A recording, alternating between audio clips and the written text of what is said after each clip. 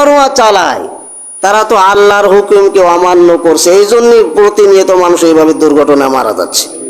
আর এই বেপরোয়া চালানোর কারণে যেই মানুষগুলি মারা যাবে, এই মানুষগুলি তো মৃত্যুবরণ করলো, এই কিয়ামতের ময়দানে এই মানুষগুলি আল্লাহর দরবারে উঠে দাঁড়ায় বলবে, আল্লাহ ওই যে গাড়ি চালক, ওই গাড়ি চালক বেপরোয়া চালানোর কারণে আল্লাহ আমি অমুক জায়গায় সড়ক দুর্ঘটনায় মারা গিয়েছিলাম, আমার যে প্রাণটা সে হরণ করেছে, আল্লাহ এর হিসেব তুমি একটু ওর কাছ থেকে নেও, আল্লাহ তোমার কাছে আমি আবেদন করলাম।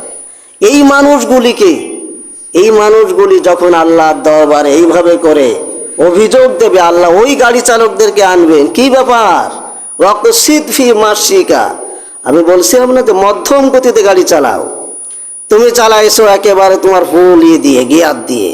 এই মানুষগুলি যে মৃত্যুবরণ করেছিল বয়স থাকা অবস্থায় না, ওই সময় শেষ হয়ে যায় তাদের হায়াত।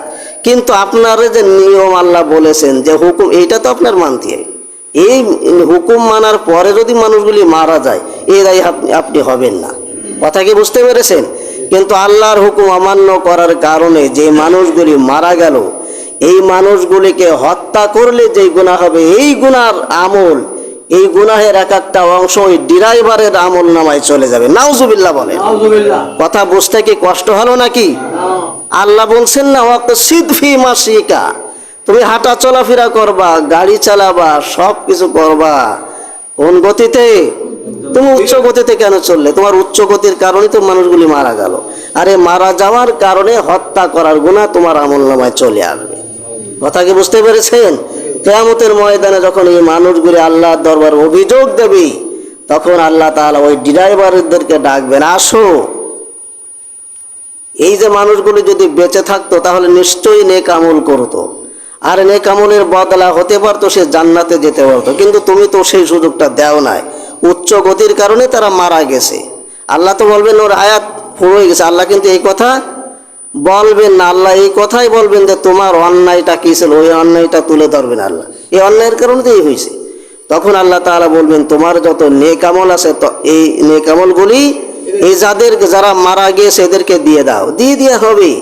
এদের যত গুনাহ আছে এই ড্রাইভারদের আমল নামায় চলে আসবে। কথা কি বাংলা বুঝেছেন আপনারা? এরপরে যদি দেখা যায় ড্রাইভারদেরকে, মানে এদের নেক আমল যদি কম হয়ে যায়, তাহলে স্থান হবে কোথায়? জাহান্নাম। স্থান কোথায় হবে?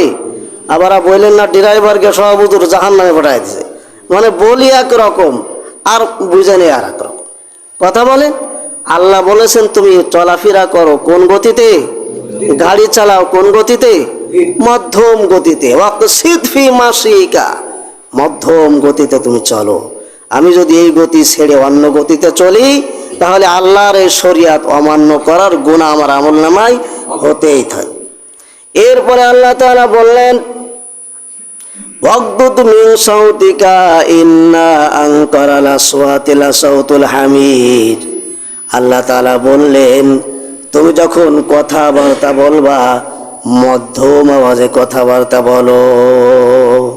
কোন আওয়াজে বলেন?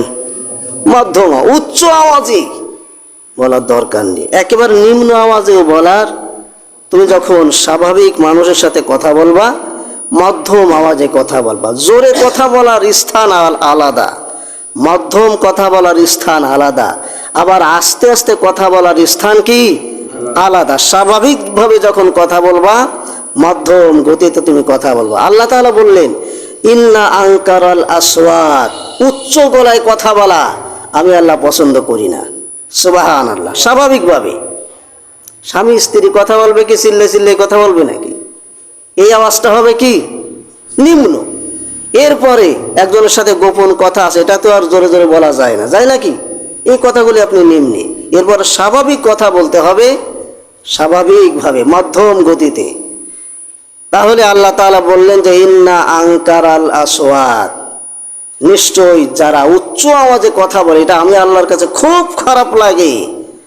ইন্না আনকারাল আসওয়াতি লাসাউতুল হামির।